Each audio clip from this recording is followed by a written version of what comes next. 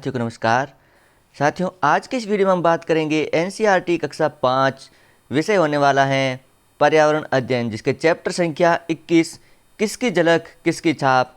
पाठ्य पुस्तक में जो प्रश्न पूछे जाते हैं उनका आज के इस वीडियो में हम सॉल्यूशन करेंगे। यदि आपको इसका पीडीएफ रूप में डाउनलोड करना है तो आप वीडियो के डिस्क्रिप्शन में लिंक दिया गया है, वहाँ पर जाकर के इस पीडीएफ को डाउनलोड कर सकते हैं। चलिए शुरू करते हैं। पहला प्रश्न है, तालिका में पढ़ो। प्रश्न है, आसिमा की छींक जैसी क्या तुम्हारी भी कुछ खास पहचान है जो तुम्हारे परिवार के किसी सदस्य से मिलती है, क्या और कैसे। तो यहाँ पर आंसर इस प्रकार लिखेंगे, तुम्हारी खास पहचान, और दूसरा कॉलम बनाएंगे जिससे आपकी पहचान मिलती है। तो जैसे मेरी नाक है वो मेरी माँ से मिलती है, मेरे बोलने का तरीका मेरे पिताजी से मिलता है, और मेरी आँखें मेरे पिताजी से मिलती हैं। इस प्रकार आप भी बना सकते हो। अगला प्रश्न है, बताओ तुम्हारे परिवार के किसी सदस्य से तुम्हारा चेहरा या कुछ और मिलता है, क्या मिलता है तो क्या क्या। तो आंसर लिखेंगे, मेरा चेहरा मेरे पिताजी से मिलता है, मेरी नाक मेरी माँ से मिलती जुलती है, मेरे बोलने का तरीका मेरे पिताजी से मिलता है। अगला प्रश्न है, इसके बारे में तुम्हें किसी ने बताया था या खुद ही पता चला। आंसर लिखेंगे, इसके बारे में यह बात मुझे मेरे रिश्तेदारों और पड़ोसियों से पता चली। अगला प्रश्न है, जब लोग तुम्हारी तुलना तुम्हारे परिवार के सदस्य से करते हैं तो तुम्हें कैसा लगता है और क्यों। आंसर लिखेंगे, ऐसा करने पर मुझे बहुत खुशी होती है क्योंकि मैं एक महान परिवार का हिस्सा हूँ। अगला प्रश्न है, तुम्हारे घर में सबसे ऊंचा कौन हंसता है। आंसर लिखेंगे, मेरे घर में सबसे ऊंचा मेरे पिताजी हंसते हैं। अगला प्रश्न है, उनकी हंसी की नकल करके दिखाओ। तो छात्रों, ये आपको ही करना है। चलते हैं अगले प्रश्न की तरफ। किसकी मौसी कौन। प्रश्न है, नीलिमा की बड़ी नानी से लेकर छोटे समीर तक के नामों की सूची बनाओ। नीलिमा का किससे क्या रिश्ता है, लिखिए। आंसर लिखेंगे, नानी तो नीलिमा की नानी, बड़ी नानी नीलिमा के माँ की बड़ी चाची, बड़ी नानी के बेटे जगदीश तो नीलिमा के मामा, किरण नीलिमा की ममेरी बहन, और समीर नीलिमा की भतीजी, उसकी ममेरी बहन किरण का बेटा। अगला है, पता कीजिए। प्रश्न है, क्या तुम्हारे परिवार में भी अलग अलग उम्र के भाई बहन या मामा भांजे जैसे रिश्तेदार हैं। घर के बड़ों से पूछिए। आंसर लिखेंगे, हाँ, मेरे घर में भी अलग अलग उम्र के भाई बहन तथा मामा भांजे जैसे रिश्तेदार हैं। अगला है, पता करो। नीलिमा के बाल उसकी नानी की तरह घुंघराले हैं तथा उसकी अपनी किसी भाई बहन भाई चाहे ममेरा भाई चचेरी बहन की पहचान लिखो। जैसे आंखों का रंग, गाढ़ों में गड्ढा, डिम्पल, कद, पतली या मोटी नाक, आवाज़।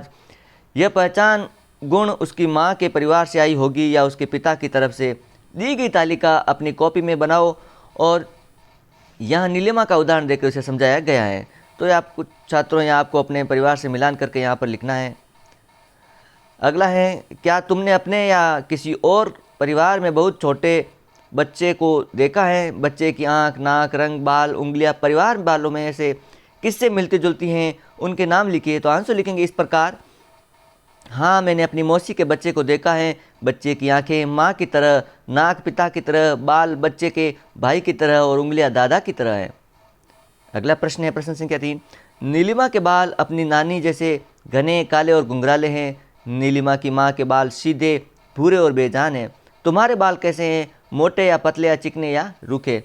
तो छात्रों, आप आंसर इस प्रकार लिखेंगे, मेरे बाल मोटे, घने तथा चिकने हैं। अगला प्रश्न है, तुम्हारे बालों का रंग क्या है, अपने बालों का नाप लो और लिखो। तो आंसर लिखेंगे, मेरे बालों का रंग काला है, ये 3 सेंटीमीटर लंबा है। अगला प्रश्न है, क्या तुम्हारे बाल तुम्हारे परिवार में से किसी से मिलते जुलते हैं। तो किससे मिलते जुलते हैं। तो आंसर लिखेंगे, हाँ, मेरे बाल मेरे पिताजी से मिलते हैं। अगला प्रश्न है, तुम्हारे परिवार में सबसे लंबे बाल किसके हैं। तो यहाँ पर आंसर लिखेंगे, मेरी माँ के। अगला प्रश्न है, तुम ऐसे कितने लोगों को जानते हो जिनके बाल 1 मीटर से लंबे हैं। क्या लंबे बाल होना उनके परिवार की पहचान है। आंसर लिखेंगे, मेरे शिक्षक के बाल 1 मीटर से भी अधिक लंबे हैं। हाँ, मैंने उनके परिवार में लंबे बालों का चलन सुना है। अगला प्रश्न है, क्या तुम अपने कद का नाप लेना चाहते हो। सिर से पाँव तक नाप लो और लिखिए। आंसर लिखेंगे, हाँ, मुझे ऊंचाई नापना आता है। मैं इसे मापने वाले टेप या मीटर स्केल का उपयोग करके कर सकता हूँ। मेरी ऊंचाई लगभग 130 सेंटीमीटर है। अगला प्रश्न है, सोचो जब तुम बड़े होगे तब तुम्हारी लंबाई कितनी होगी और किसके जैसी होगी? तो आंसर लिखेंगे, मुझे लगता है जब मैं बड़ा हो जाऊंगा तो मेरी लंबाई लगभग 5 फुट 8 इंच होगी, क्योंकि मेरे पिताजी की लंबाई 5 फुट 8 इंच है।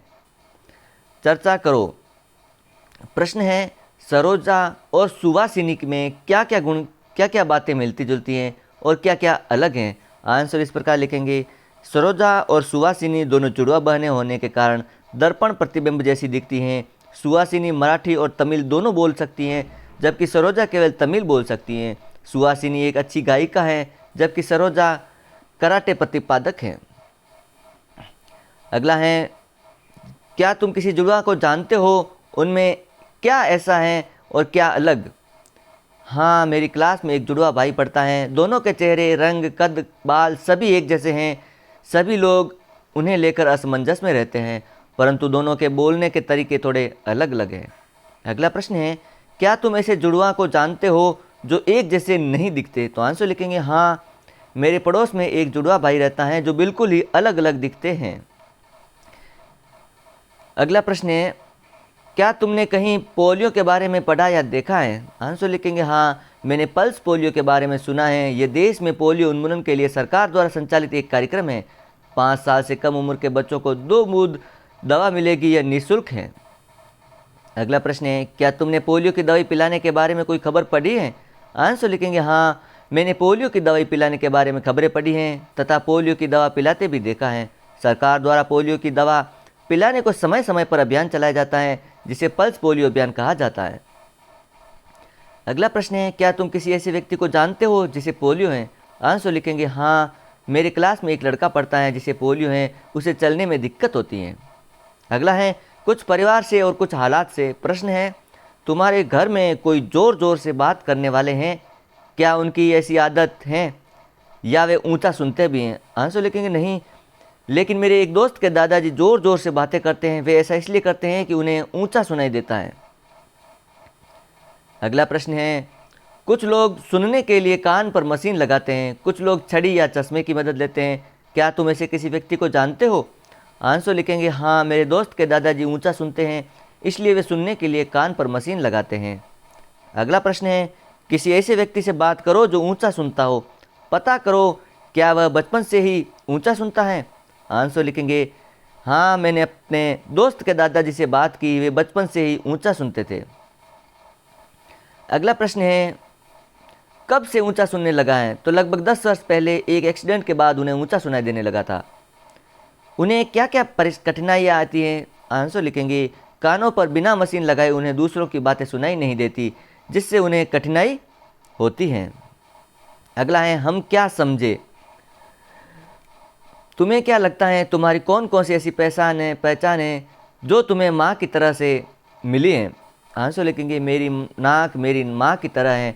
यह पहचान मुझे मेरी माँ से मिली है।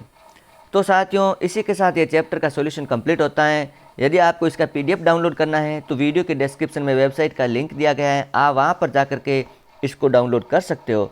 और हाँ, वीडियो अच्छा लगे तो लाइक और शेयर कीजिएगा। चैनल पर पहली बार तो चैनल को जरूर सब्सक्राइब करें। मिलते हैं एक अन्य वीडियो के साथ।